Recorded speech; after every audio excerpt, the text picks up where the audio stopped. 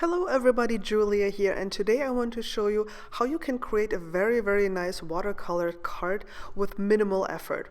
And by masking stuff off, it looks even more awesome. Let's have a look. I am going to be using the Beautiful Day stamp set by Altenew, but you can use any floral stamp set that you like. And this is a top folding card, but yeah, you see what it is. And I used my T-square thingy, ruler thing, to draw some parallel lines here. And then I'm grabbing some masking paper, or actually this is post-it tape, and just masking off the bottom and top of the card. And I am using my favorite things, licorice ink, the hybrid ink, to stamp my images here. The hybrid ink will not bleed when you use it with water or Copic markers or pencils, so that's my favorite ink to use for techniques. I am just going to proceed to stamp the flowers and the leaf images, and I'm going to fill up that strip here.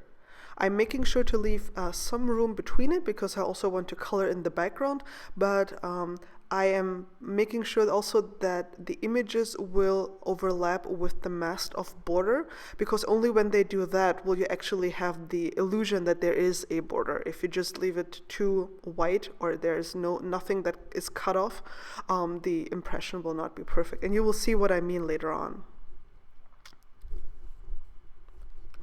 And in the end, I realized I had some empty spaces there. So I'm also adding some of those berries in those empty spaces. They're actually to be used with another stamp in this set to complete an entire berry, but you can just use them like this. Because as I said, this is going to be a loose watercoloring piece. So, just go nuts.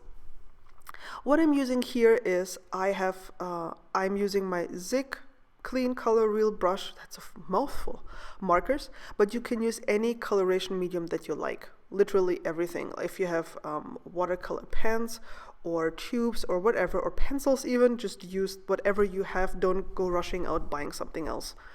Everything will work here. And I'm just adding a little bit of color onto one side, and then I'm just blending this out. And once I'm done with the first step, which is a base color everywhere, I'm coming in with a slightly darker shade of color, in my case orange here, and adding this into the possible shadow areas.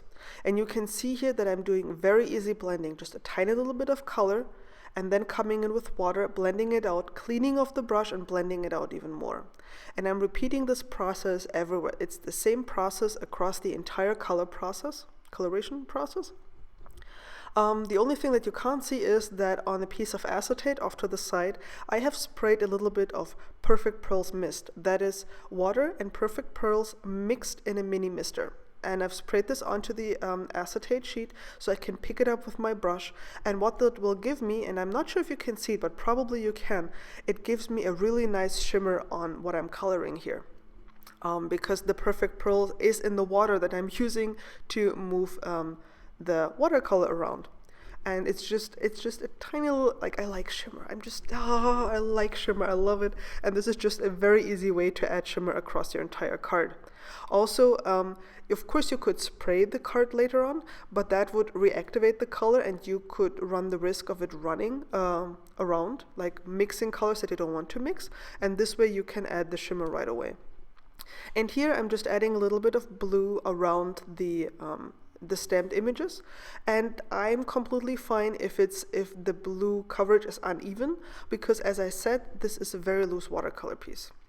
I've peeled off the masking tape that I used, and you can see I really have a nice watercolor strip, and I'm using a sentiment here from Paper Smooches, and thanks to my MISTI I was able to align it to make sure that it's completely straight, and then when I stamped it also it came out really nicely. And I'm not sure if you can see the shimmer, but there's really a nice sheen to this card thanks to the Perfect Pearls that I've used. And then, of course, I had to add some white dots because I had seen a card, I think it's by Yoon Sun Hoor.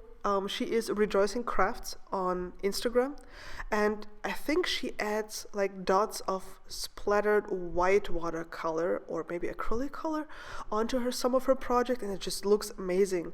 So since I don't have a good white watercolor or acrylic color, I just used my white gel pen just for some accents and some highlights, and I think it worked out quite well. It just adds a tiny bit of extra interest to the card, a little bit of extra detail, which I think can go a long way to make a card much more interesting.